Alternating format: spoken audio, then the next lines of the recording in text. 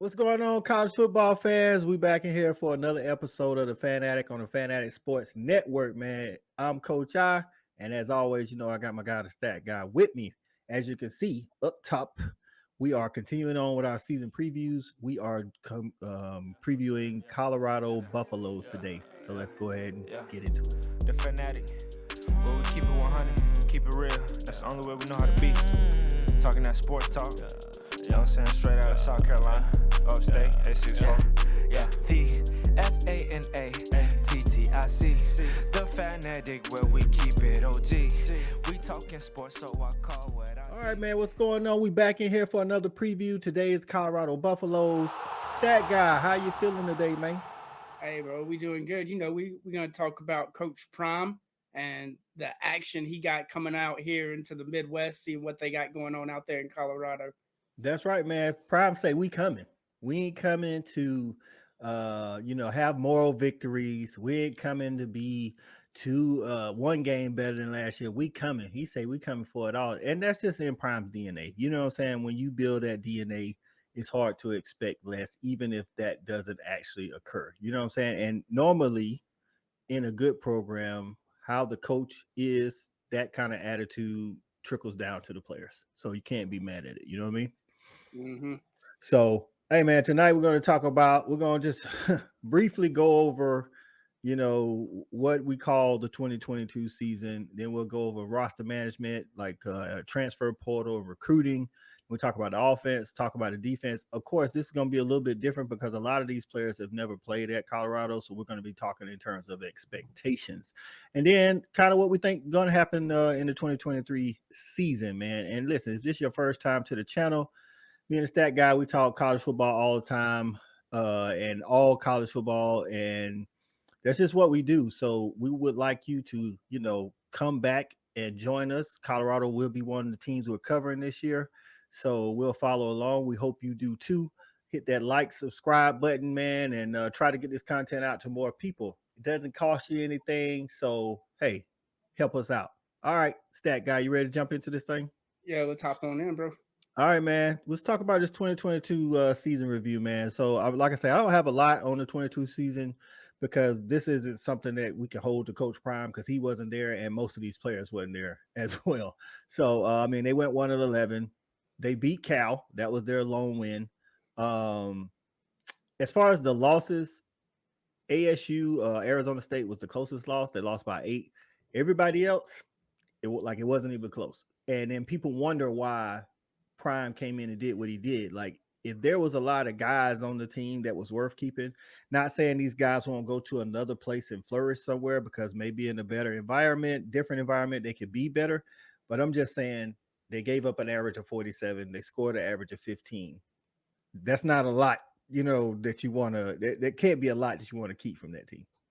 Yeah, I don't know if you've been keeping up with it, but him and Brent Venables are kind of going at it right now because Venables is upset that he pretty much came in and told everybody to kick rocks. And he was like, look, I didn't come in and get handed the keys to a Ferrari. I Yeah. came into a dumpster fire. And hey, at least he was honest with the players. He told them straight up, I'm bringing the baggage and it's Louis. So That's if you ain't about it, there's the portal. Go get you a home now before that thing gets packed.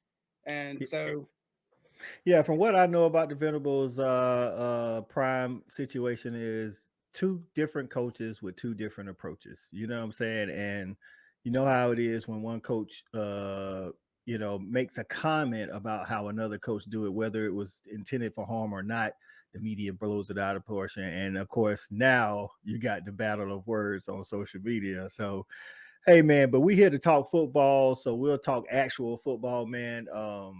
That was pretty much it from the season 2022 season. A lot of those guys are gone. We'll get into that now while talking about roster management. And like you said, Prime has done a lot of his actions have been in the news, for what he did. If you go by ESPN, you'll see that 71 players have entered the portal from Colorado, but some of those players that they include in their number are players that actually transferred in and then transferred out without actually ever playing a game for Colorado this past spring. So the real number by 247 transfer portal standards is 56. 56 people that was on the Colorado roster entered the portal, and 47 Coach Prime has gotten out that portal.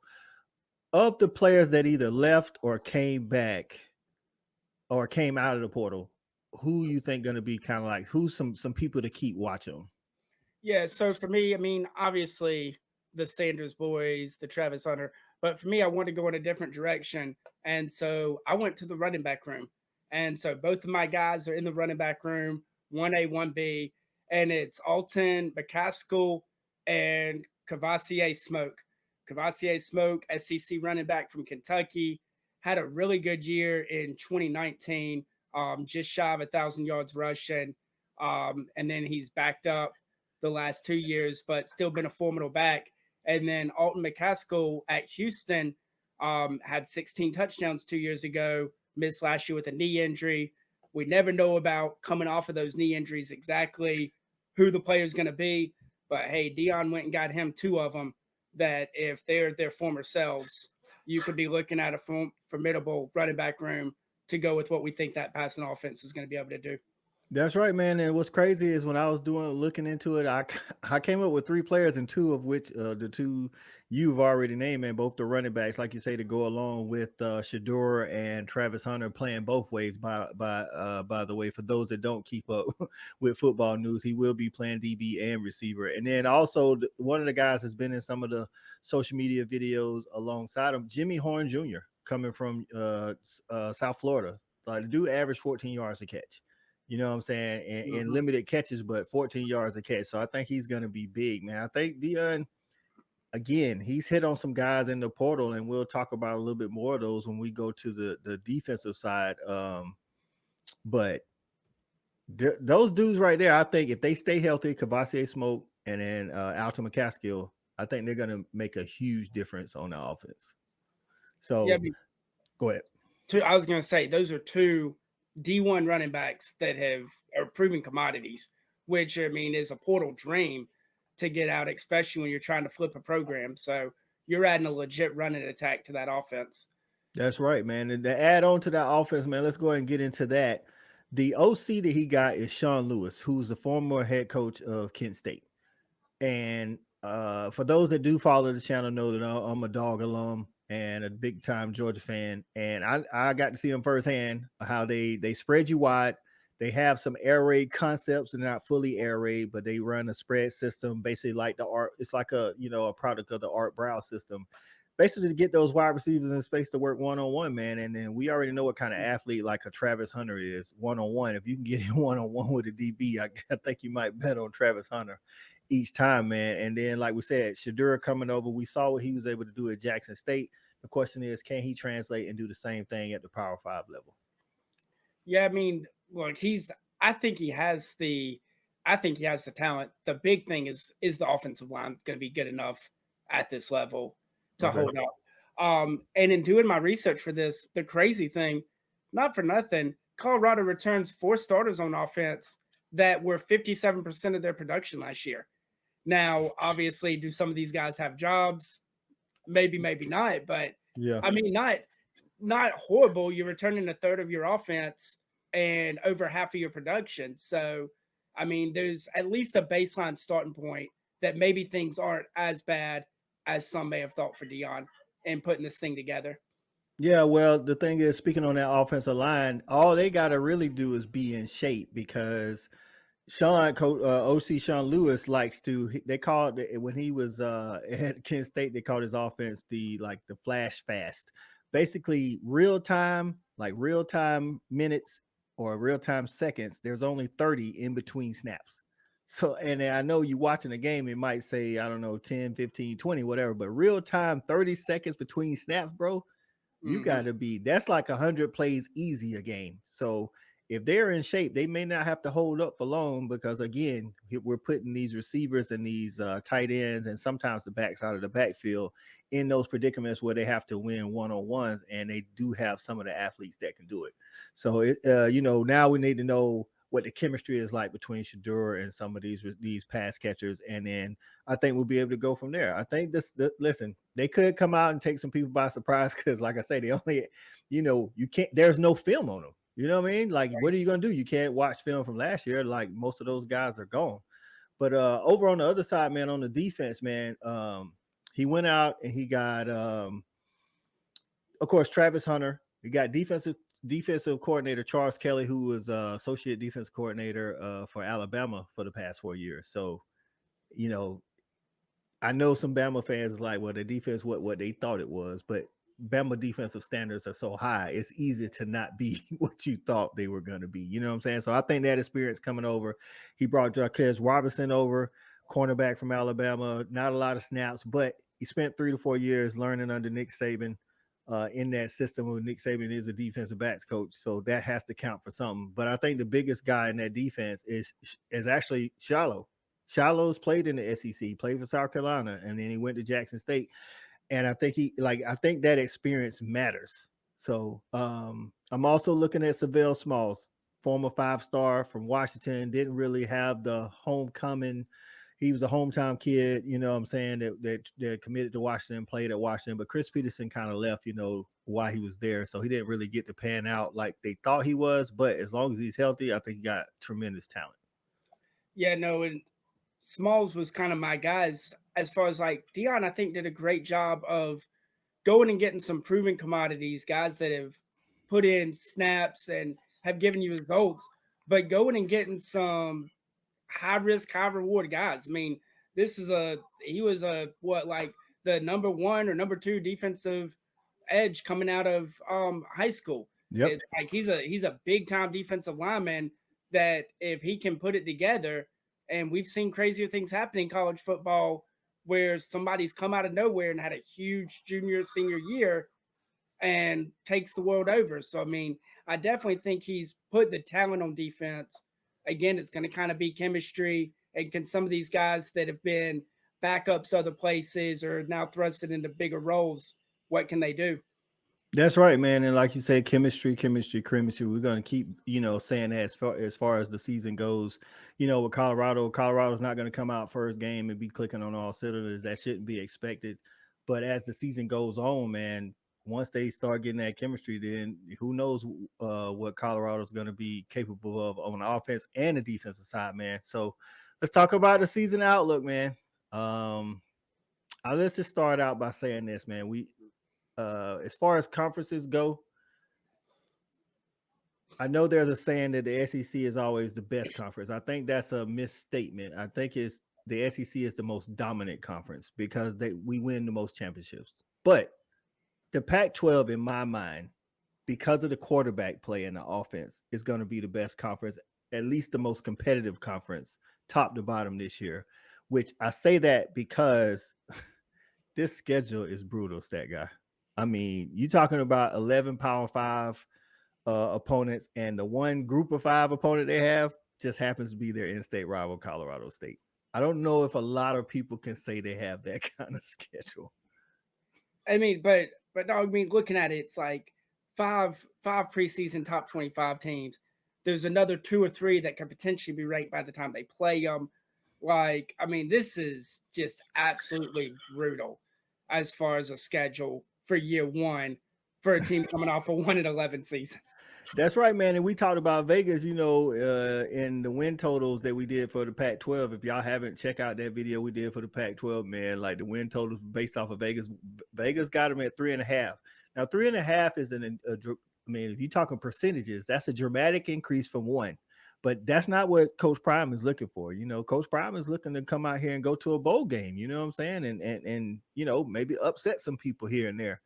We already talked about that as far as the win totals, but what do you think in the ceiling and the floor is for this Colorado team, man? I mean, taking into account everything, chemistry, new faces, what they could be if they stay healthy, but that schedule, absolutely, Look, man, like I say, brutal. It's rude, but the floor is 1-11. Like the floor is 1-11. I mean, what I'm saying, it's bad. The schedule's bad. Also, the other thing we didn't really talk about with guys coming in, what happens if things get out of hand? You brought in a ragtag bunch. Do we see a like a Texas A&M from a year ago with now a mass exodus because things didn't go the way they wanted. Got But you. on the other side for the ceiling, I have the ceiling as 6-6. I think they could find a couple wins early and put some stuff together and get rolling and upset a team or two. And I am letting you know right now, I truly believe if Colorado goes 6-6 and goes to a bowl game, Coach Prime wins National Coach of the Year. Listen, I agree with that sentiment, and I do think the ceiling is 6-6 for this team. And I, like I say, Prime take them from 1-11 with a whole bunch of players that he's literally never coached, and he comes into a loaded Pac-12 with probably one of, I don't care what the rankings of the national media say. I'm telling you, this is one of the hardest schedules in the nation, and he goes 6-6 bowl game, bruh. Crown him coach of the year. I don't care who wins the national championship. Crown him coach of the year, man. And then, because the games I'm looking at, man, there's a lot of games to look at, like I said, but the games I'm looking at are, you got the TCU as the first game out of the blocks. You know what I'm saying? It's Mm-hmm. like that right there sets the tone. No, they don't have Max Duggins. No, they don't have the wide receiver. I forgot what his name is, but he went to the NFL as well. But we still got a coach that's been coaching for a long time. You got the guy that Max Duggins actually ended up taking over for when he got hurt at quarterback. So, and you got to go to TCU. So that's one of the games I'm looking at. Give me one of those games that you're looking at. Oh, and not for not, but you also have Kendall Rouse calling the plays now at That TCU. too. The first game for me is the very next weekend, the homecoming, their first home game of the year, and they get Nebraska. I mean, you're thinking, okay, could be a difficult game. Nebraska has a new head coach in Matt Rule, new offensive coordinator. Like maybe this is kind of the perfect storm for them to catch a win early and get some momentum for a team that I think that they can beat. That's true, man. Like you say, Matt Rule's done it before at Baylor, but he's been gone for a while. It may take him a little while to get in and get his thing going. And they also have to deal with new players and transfer players as well. So this is definitely to me a winnable game. I think this is one of those games. If you're trying to get to 6-6, this is one of those games you definitely have to have. What's another game you're looking at as an important game? So the next one is the following weekend. You get Colorado State at home, and the whole reason why is you have a chance to realistically get out of the gate at 2-1, and you're already infinity times better than you were the year previous because you've already doubled your win total, and now you're playing with house money the rest of the year. You literally can just go out, no pressure, and try to take some dubs. And so I really think if they can get that Nebraska win, turn around the following week, you're still at home, you're in-state rival, you're one non-power 5 opponent. That's a game though. Now here's the problem.